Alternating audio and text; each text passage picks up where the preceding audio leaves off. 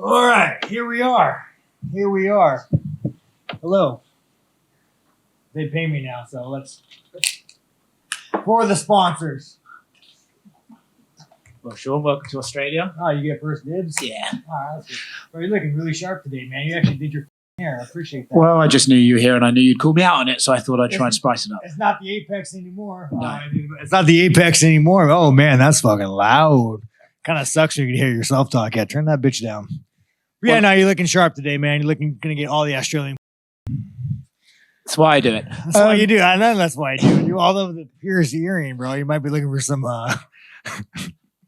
Figured that was going to happen. Sean, I was going to ask you if you've been behaving yourself on enemy territory, but then the story comes out. No. You're punching fans in the ribs, and what's going on there? Listen, you guys, let me clear this up for you guys. It was more in jest. It was fun. He had a giggle about it. I had a giggle about it. But you know me. You gotta do the right things. Okay. Continue. How are you feeling about this Israel Adesanya matchup? On paper, most people would say, "Oh, you need to go in there and grapple this guy to win." But we saw them say that about the Alex Pereira fight, and you didn't do that. So, what are you thinking about your game plan ahead of Sunday? I mean, here's the thing, guys. I've been wrestling my ass off. But I also wrestled my ass off with Alex. Problem is, man, you get in there and it gets a little bit hard. Next thing you know, you're going to turn into a boxing match. So, you know, maybe I'm going to try to be a complete MMA fighter, but no promises. No promises. Did you learn anything from Alex when you sparred with him that can help you in this fight? Or was it kind of you were there to help him, so you weren't really learning things from him? It was the other way around. I mean, it was kind of both, you know, like you ask a guy at that level, like, hey, what do you see? What do you see, world champion kickboxer? And, you know, he gave me some insight and, you know, we changed and adjust accordingly. But at this level, man, there's no mistakes. You make one mistake, you're fucked. Yeah. What do you think is the biggest threat Izzy can pose to you this weekend? Bro, did you grow a beard out? You look a little bit more masculine. Is that what it is? I'm trying to emulate you. Did you have a beard? Is that what's going on? You have a beard now, right? Yeah, you look like the top now. I like it, bro. No, you're good looking. Are there women in here, bro? Give me a. You look a little better, right? You look like you got some hair in your nuts now. Thank you. Well, actually, that brings me to my next question. You shave. You talk a big game and all this, but then we watch the Embedded, and you're there with your girlfriend going on long walks. Oh, guys, I'm a soft motherfucker, you guys. I'm telling you, my girl will go away for a week, and then like you'll find me in my apartment looking around at all my furniture and shit in my bed frame, like cleaning guns, like a fucking weirdo. And I start thinking, like, who the fuck am I? Why do I have all this shit? Where the fuck am I? I don't even recognize myself. So here's the thing, guys. Women are the glue to society. And that's why I try to tell you guys that, yeah, women don't need to work. They need to stay home and raise a family. But women are the glue to society. If right now all women were to vanish off this fucking world, I would eat you motherfuckers. I would go straight cannibalism. One day would go by. You think I'd be right now? You take all women off this planet. Do you continue doing what you do? I take the earring out. I know you should take that already out now. But no, you take all women off this fucking planet, dude. And I mean, I might just put a bullet in my head. What is the fucking point at this point? No pussy, you know, I got to make my own food, fold my own laundry. What is the fucking point, right? So what sort of woman does it take to be with Sean Strickland, I wonder? No, dude, actually, if you ever met my girl, you'd be like, what the fuck are you doing with him? She's actually 2 degrees, you know, East Coast girl. Actually solid, you guys. What I do, though, I don't tag her or anything. I don't fucking put her in my interviews. I hide her away. As far as she knows, I got a double life.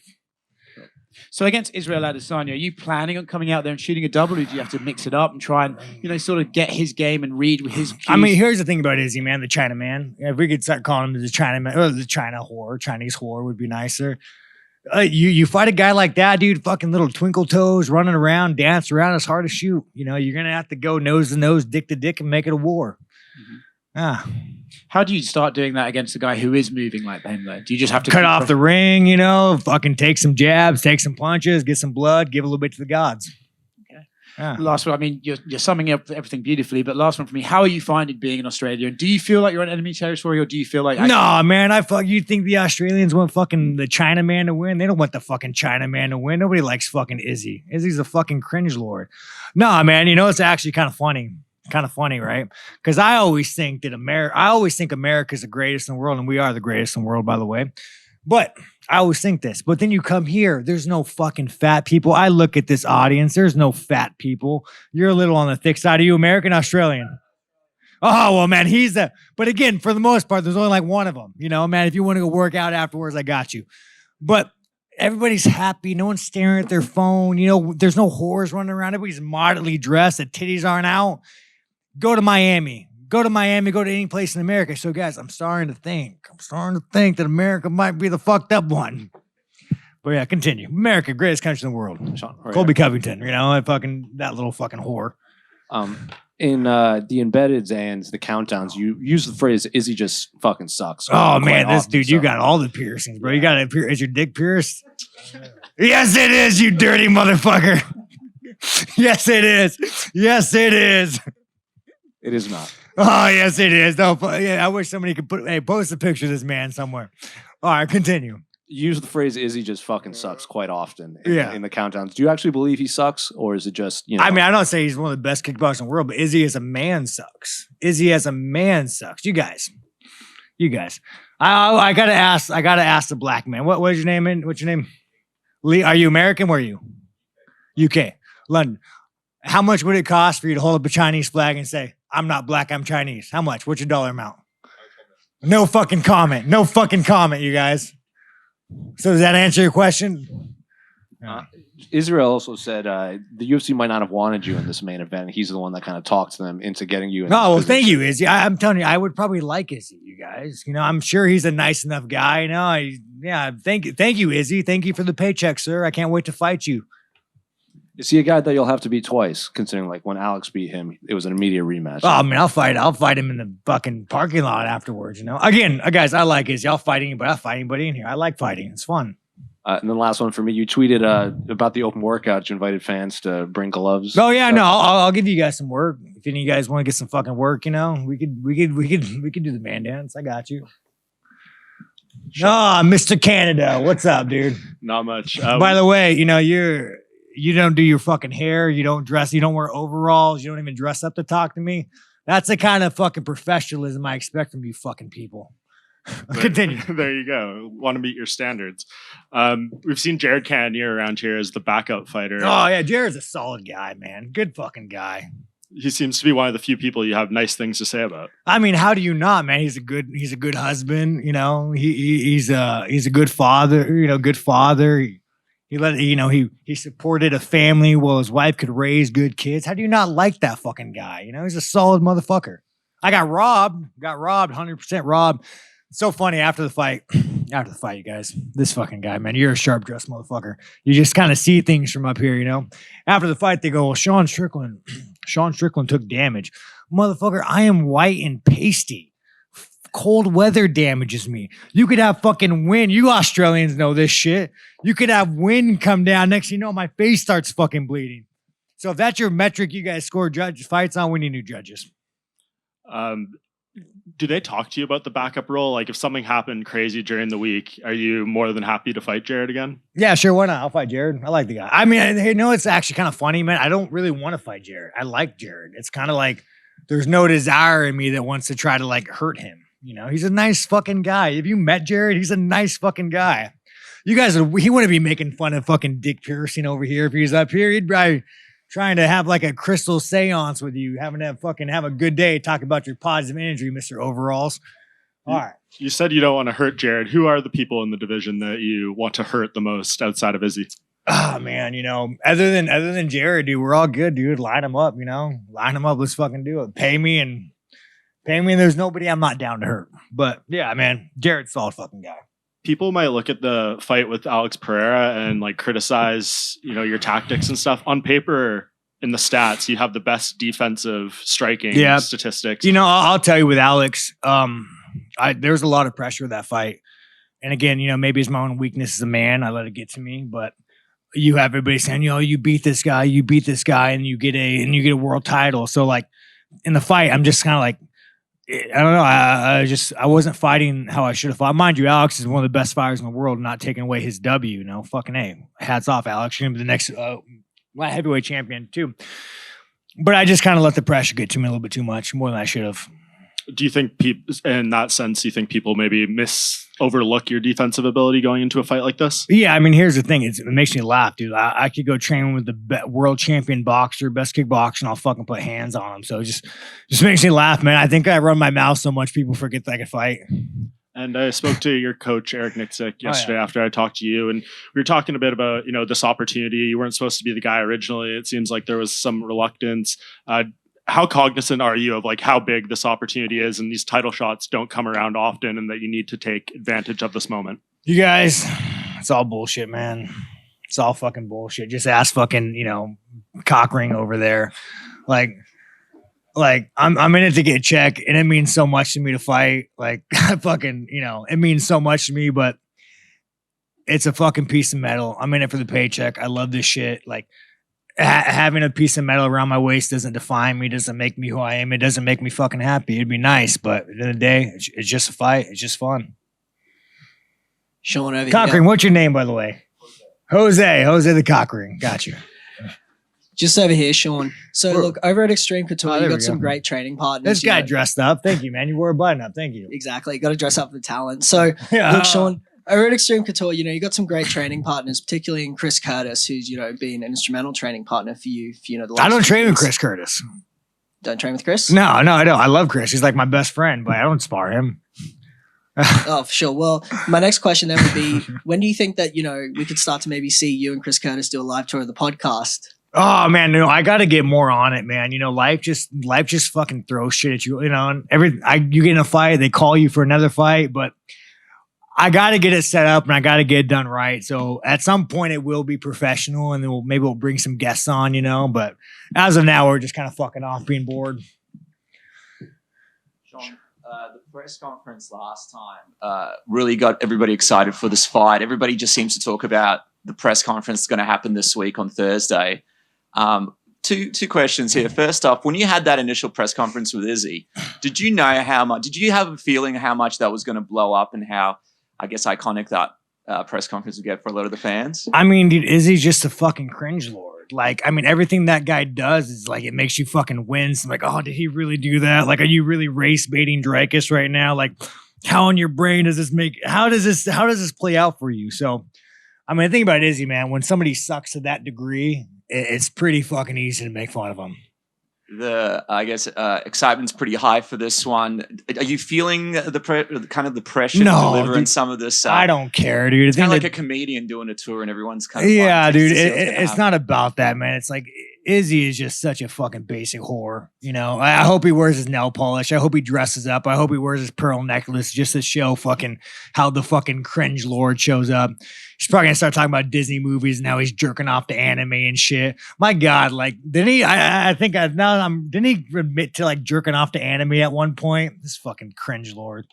Fucking hey, even talking about it makes me want to go fucking take a shower. I feel dirty.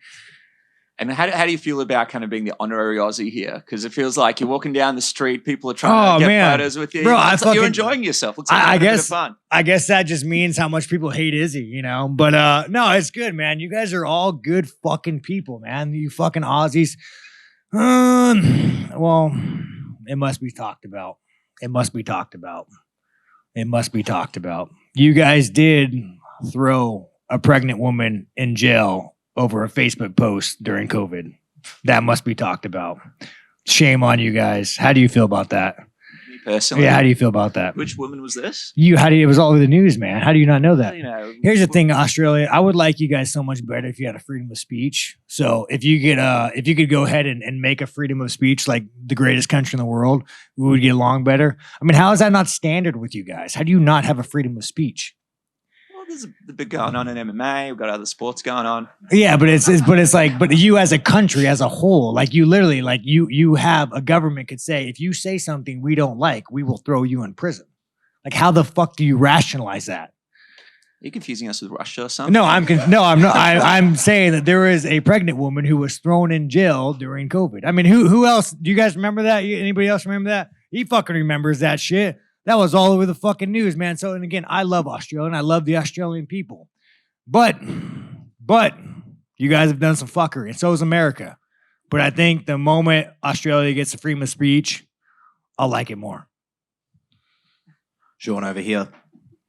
This guy. So you've come into the press conference, it's always interesting when you're on the mic. People are laughing. Yeah, sometimes. Funny guy. Yeah. There's a couple girls in the audience who are like, fuck this guy. What a piece of shit, you misogynistic, show, mansplain, leg spread. It's okay, women. I support you guys. I hope you all have children and make great mothers one day. When you come into something like this or the press conference later this week, are you coming in off the cuff? Do you have stuff in your head you want to say? No, I just wing it, man. As you guys just give me fucking material, I'll wing it like fucking Cockring over here, man. What part of that man's not pure, dude? Jesus Christ, bro. Talk about... Don't worry, I'll give you the attention that your father never gave you. What do you want to talk about, sir? Tell me about your feelings. Tell me about your tattoo that you have. No, but it's fucking it's easy, guys. You just look around and you just make comments like this fucking sharply dressed man. This guy takes his fucking job serious. Canada. Talking about that press conference, it's kind of been spoken about here. A lot of buzz online about looking more forward to the press conference than the fight. I've heard some people say. Yeah, I guess it's funny. People don't realize that we could fight, right? At the end of the day, man, you just go up there. You just, you just embrace the autism. And, like I always tell people, like, I'm not really much of a liar. I will embellish as we all do. I'm a showman shit, but I always tell people, like, I always thought I had some moral high ground because I usually tell the truth. But then I'm starting to realize I'm just fucking autistic and I just can't shut the fuck up. But yeah, no, it'll be a good time. It'll be a good time, you guys. With that, the job is to fight. This is all around it, but the job is to fight. Do you feel underestimated or disrespected at all? Yeah, again, Izzy's one of the greatest kickboxers in the world. It's always an uphill fight. It's a fucking uphill fight. It's going to be a fucking war. I do think people forget how good of a fighter I am because how much I talk, but we'll find out Sunday to the death, right? Let's go, Chinaman. Thank you. One more question. Sean, just over here to your That's a UFC calling him. We got to get this fucking guy out of here. Sean, just to your left. We spoke with Coach Nixick last month. Where are you from? What's your organization? From the stands. From the what? From the stands. Yeah, give you guys some credit, man. You guys are out here with the laptops. You're doing work, man. Give yourself a fucking plug. Go look at this guy. He's actually dressed up too. He has a fucking haircut, wearing a gold fucking chain. Thank you, Sean. Look, we spoke with Coach Nixick last month leading into this fight. Oh, you're asking me a fighting question, huh? Yes. All right, fuck. Yes, sir. Well, what I'm going to do, guys, I'm going to go in there. I'm going to hit the guy in the face. I'm going to grab a single leg, and then I'm going to try to hit him again. Well, look, he sort of said that you're going to have to create a lot more chaos in this fight because he believes if you stay at range or at length with Izzy, then it could be a long night. What kind of chaos are you going to try and implement come Sunday? Man, I gotta embrace my inner Kelvin Gastelum and just go nose and nose, dick to dick. I think we all know that. You don't want to stand at range with Izzy. You want to fucking go toe to toe, make it a war, make it a dogfight, and accept that either you win or you get knocked out. And you know what? Let's fucking go. Let's have that party. And just one quick one before you go. Obviously, Alex and Izzy have similar skill sets, and like you've trained with Alex previously. Yeah. How do you rate Israel as an opponent compared to Alex heading into this fight Sunday? Man, Alex is just a fucking... Izzy's crafty. Alex is just a savage. Alex is one of those guys that, like, you hit me, I hit you. Let's see who hits harder. Izzy's not really that way. Izzy's the kind of guy that's going to be like the Chinaman's to run, twinkle toes around, and be crafty. So... I'd fucking way rather fight Izzy than Alex. Cool. Thank you for your time. All right, that's all she wrote. Anyways, you guys are awesome, man. Clap yourselves on the shoulder. You guys, the media, you guys are fucking amazing. All of you fucking guys, man. Canada, next time wear a suit, dude. I'm not going to take questions from you anymore. That wasn't bad, right? The UFC's not going to